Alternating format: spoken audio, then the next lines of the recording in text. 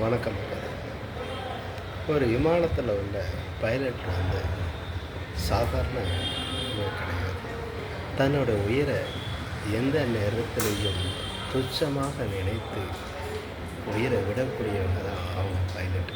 2 விமானிகளுமே எந்த ஒரு விமானமாக இருந்தாலும் அது மேலே பார்க்கக்கூடிய பைலட்டு தான் மிக சிறந்த படைப்பாளிகள் அப்படி என்று கூட சொல்லலாம். ஏன் என்றால் அவர்கள் உயிரை கூட தியாகம் செய்வதுதான் மற்றவருடைய உயிரை காப்பாற்ற வேண்டும். கடைசி வரை அந்த இருக்கையை விட்டு மாறாமல் எல்லா உயிரையும் காப்பாற்ற வேண்டும்.